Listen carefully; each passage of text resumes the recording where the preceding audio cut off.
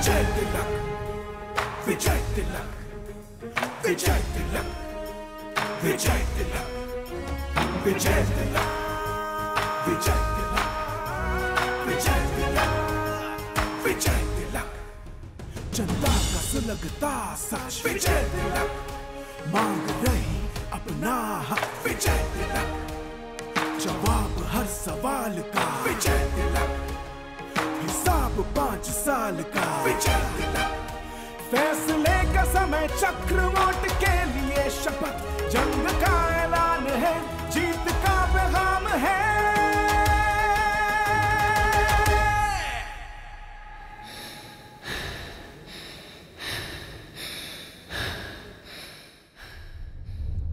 विजय तिलक, विजय तिलक, विजय तिलक, विजय तिलक, विजय तिलक, विजय तिलक, विजय तिलक, विजय तिलक, विजय तिलक, विजय। UP Uttarakhand चुनाव से जुड़ी हर बड़ी खबर देखिए विजय तिलक, सिर्फ एबीपी गंगा पर। विजय तिलक, विजय तिलक, विजय तिलक, विजय तिलक, विजय तिलक, विजय तिलक, विजय तिलक, विजय। नमस्कार, बहुत स्वागत है आप सभी का। आप देख रहे हैं विजय तिलक, आपके साथ हूं मैं दीपा बाफिला। देखिए, सुबह के बज गए हैं 10 और पूरे देश को 10 मार्च की तारीख का इंतजार है। लेकिन एबीपी गंगा सी वोटर के एग्जिट पोल ने अभी से यूपी की तस्वीर साफ कर दी है। एबीपी गंगा सी वोटर के एग्जिट पोल के मुताबिक यूपी में फिर से भाजपा की सरकार बनती हुई दिखाई दे रही है। 3 दशकों से यूपी में जो सत्ता परिवर्तन का रिवाज चलता आ रहा है, वो इस बार टूटता हुआ दिखाई दे रहा है।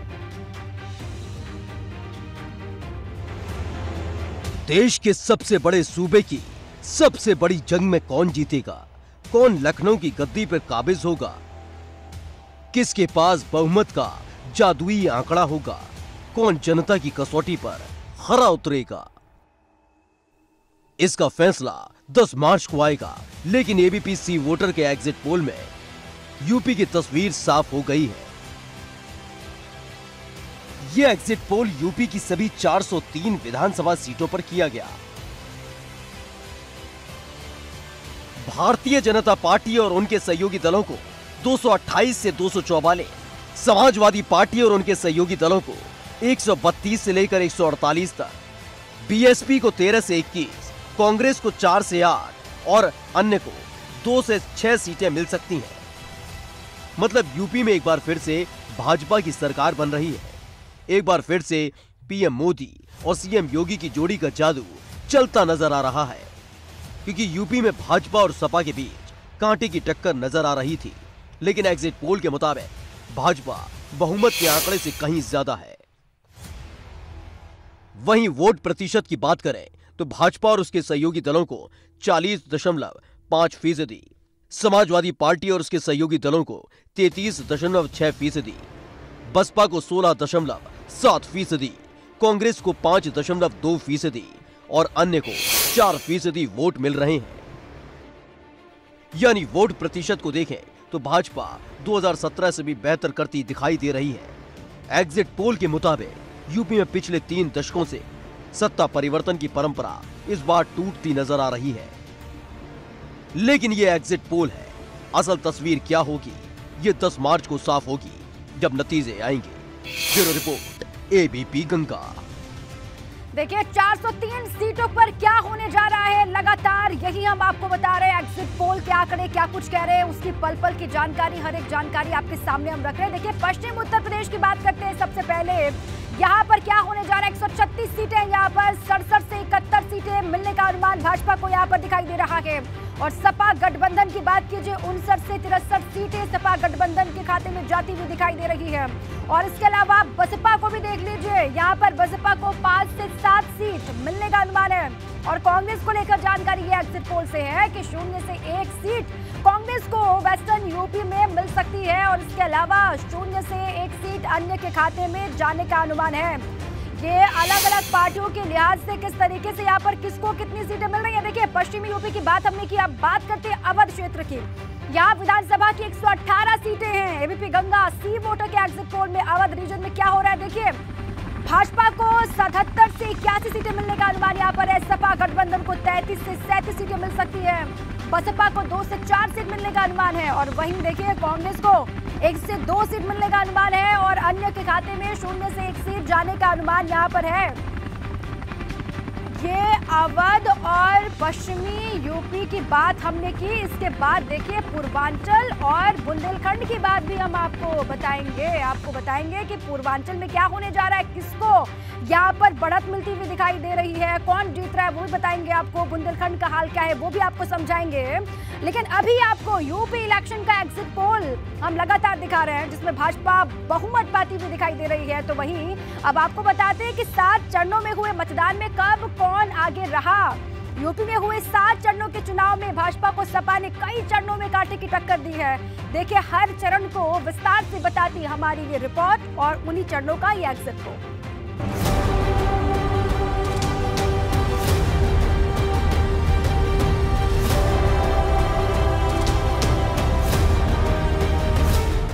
,403 विधानसभा सीटों वाला उत्तर प्रदेश पश्चिम, अवध, पूर्वांचल और बुंदेलखंड में बटा है, जहां एक रीजन का सामाजिक ढांचा दूसरे रीजन से एकदम अलग है। लेकिन जब बात सरकार बनाने की आती है तो हर रीजन अपने आप में अहम हो जाता है। इस बार यूपी में 7 चरणों में मतदान हुआ, लेकिन किस चरण में किस दल को कितनी सीट मिल रही है ये भी समझ लीजिए।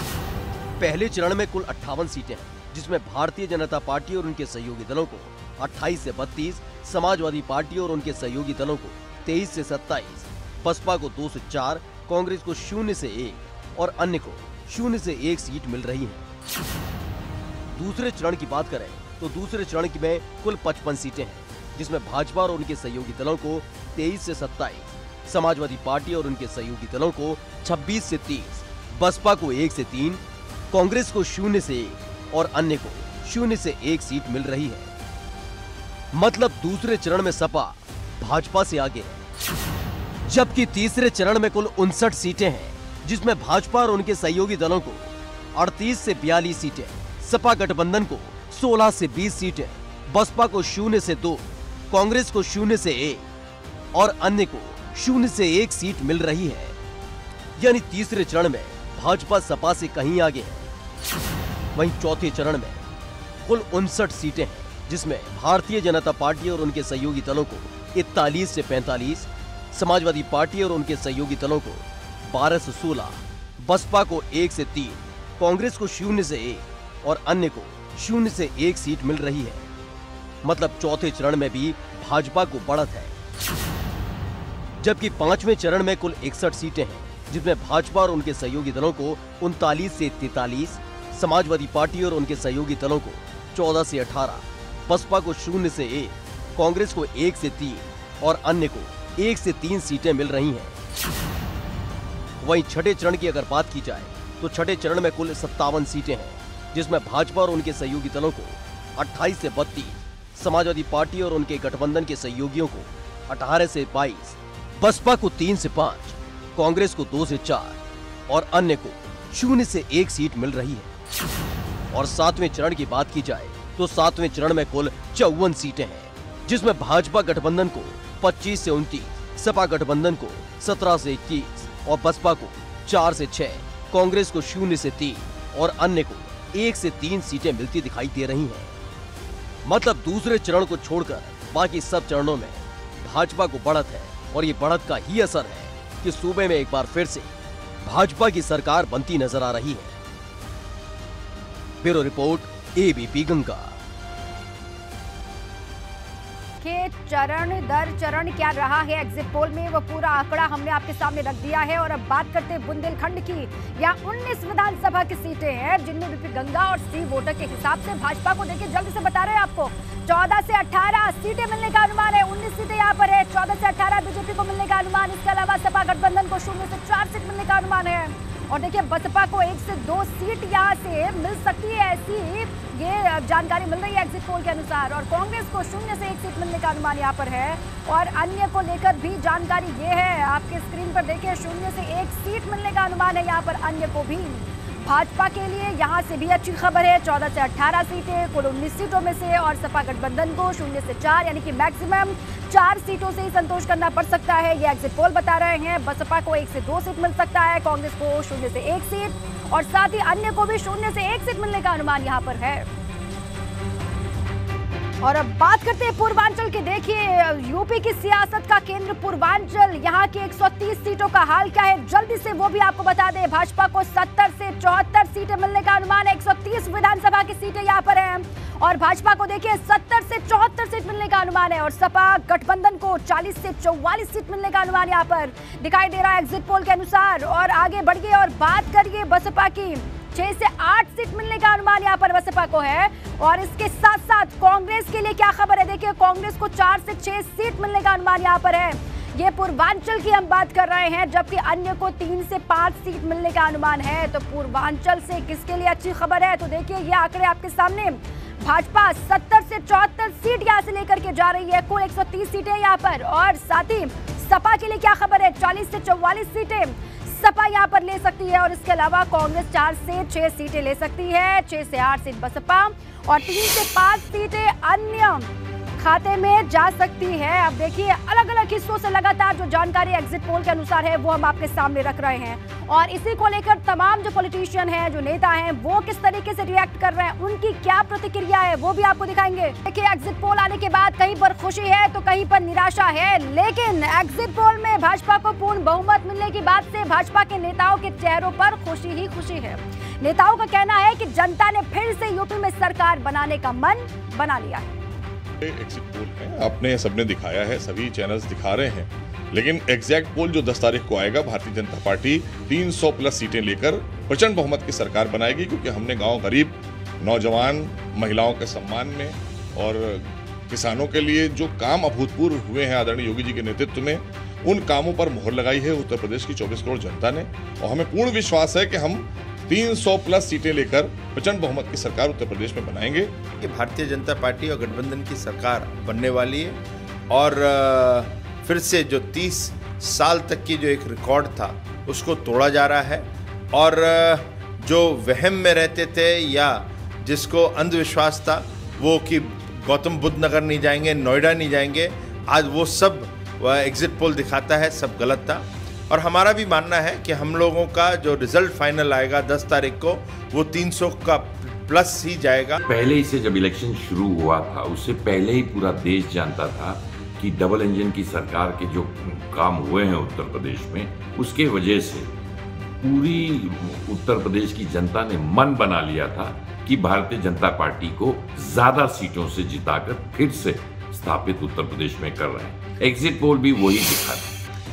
तो ये तो देखिए एग्जिट पोल से अभी एग्जैक्ट पोल आने बाकी है 10 मार्च को। एग्जिट पोल के आंकड़े से भाजपा के सहयोगी दलों में भी उत्साह है, खुशी है। उनका कहना है कि यूपी में फिर से एनडीए की सरकार पूर्ण बहुमत से बननी तय है। हमने जितनी भी गरीब कल्याण की योजनाएं चलाई, उनका प्रभाव ये है कि आजादी के बाद ऐसे बहुत सारे परिवार हैं जिन्होंने शायद पहली बार किसी योजना का लाभ उठाया। एक ईज ऑफ लिविंग का जो प्रभाव है उसे महसूस किया है उत्तर प्रदेश के वोटर ने, और यही कारण है कि एनडीए गठबंधन के प्रति उसका विश्वास पहले से कहीं ज्यादा बड़ा है, और यही फैक्टर है जो एनडीए की दोबारा सत्ता में वापसी कर रहा है। सभी सर्वे में भारतीय जनता पार्टी की बढ़त दिखाई दी, और प्रचंड बहुमत की सरकार बनने का इस तरीके से है, क्योंकि ये जो इलेक्शन था वो मोदी जी, योगी जी की जो नीतियाँ थी और उसको धरातल पर उतारने में जो निचले पावदान का व्यक्ति है, उसने इस बात को समझा, नहीं हमारा अगर कोई न्यायिक सुरक्षा दे सकता है, अनाज मकान दे सकता है,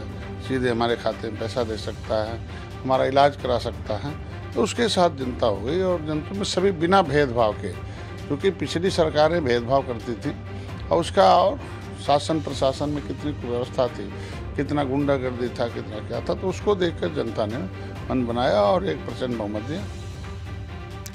तो भाजपा और भाजपा के सहयोगी दल बेहद खुश हैं, गदगद हैं एग्जिट पोल सामने आने के बाद। एबीपी गंगा और सी वोटर के एग्जिट पोल को लेकर सपा प्रवक्ता रविदास मेहरोत्रा का क्या कहना है? वो कह रहे हैं कि भले ही एग्जिट पोल में भाजपा को बढ़त मिलती हुई दिख रही है, लेकिन सरकार तो बनेगी समाजवादी पार्टी की ही।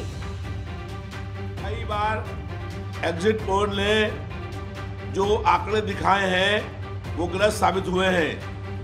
आप फिर देखिएगा कि ये आंकड़े झूठे साबित होंगे और 10 मार्च को प्रदेश में समाजवादी पार्टी की पूरे बहुमत के साथ सरकार बनेगी और 10 मार्च की शाम को प्रदेश की जालिम जो सरकार है उसका अंत होगा, एक नई सरकार बनेगी और फिर से प्रदेश में खुशहाली आएगी।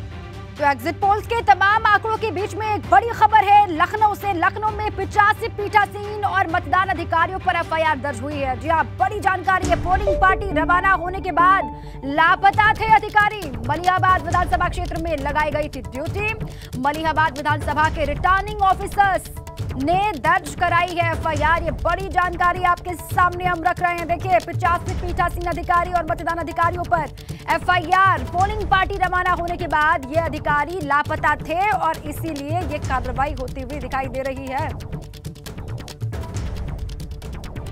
देखिए, उत्तराखंड की राजधानी देहरादून से बड़ी खबर है। मतगणना को लेकर कांग्रेस में आज महामंथन हो रहा है। कांग्रेस के कई दिग्गज आज पहुंचेंगे देहरादून। जी हां, कांग्रेस भवन में आज सभी नेता करेंगे बैठक। सरकार बनने की स्थिति को लेकर भी किया जाएगा महामंथन और प्रदेश प्रभारी देवेंद्र यादव, सह प्रभारी और कई केंद्रीय नेता मौजूद रहेंगे राजधानी देहरादून में। ऐसी खबर है। एग्जिट पोल के आंकड़े सामने आ रहे हैं और लगातार वो आंकड़े हम बता भी रहे हैं एग्जिट पोल में क्या है कांग्रेस के लिए उत्तराखंड में। अब देखिए, उन्हीं आंकड़ों के बाद अब कांग्रेस के भीतर महामंथन शुरू हो चुका है। चलिए, दूसरी बड़ी खबर है उत्तराखंड से। उत्तराखंड चुनाव परिणाम से पहले एक्शन में कांग्रेस आ गई है। चुनाव नतीजों को लेकर दीपेंद्र हुड्डा को बनाया गया है पर्यवेक्षक। और देखिए, मतगणना और परिणाम को देखते हुए दीपेंद्र हुड्डा को पर्यवेक्षक बनाया गया है। मतगणना और परिणाम को देखते हुए दीपेंद्र हुड्डा को बनाया गया पर्यवेक्षक। चलिए, आपको दिखाते हैं सीएम का रिएक्शन आ रहा है। आपको सुनवाते क्या कुछ वो कह रहे हैं। मार्च को ये काफ़ी ज़्यादा संख्या होगी और हमारी प्रचंड बहुमत की सरकार बनेगी। इसको लेकर मैं आश्वस्त हूँ। हमारे कार्यकर्ताओं ने बहुत अच्छा काम किया है, हमारे पन्ना प्रमुखों ने काम किया है, हमारे बूथ अध्यक्षों ने काम किया है, हमारी सब इकाइयों ने खूब मेहनत की है, खूब परिश्रम किया है। उत्तराखंड की जनता ने हमें आशीर्वाद दिया है। माननीय मोदी जी ने जो उत्तराखंड के लिए पिछले 7 सालों में जब से वो प्रधानमंत्री बने हैं, लगातार जो है वो सड़कों का क्षेत्र हो, चाहे वो अस्पतालों का क्षेत्र हो, चाहे एम्स खुलने की बात हो, चाहे railway Rishikesh Karnaprayag rail line की बात हो, भारतमाला श्रृंखला में सड़कों की बात हो, हर क्षेत्र में अभूतपूर्व काम हुआ है। उस काम पर जनता ने अपनी मोहर लगाई है और हम लोगों ने भी कोशिश की है मोदी जी के सिपाही के रूप में जनता के बीच में जाएं और मुझे पूरा विश्वास है कि हमको प्रचंड बहुमत मिलेगा। सीएम पुष्कर सिंह धामी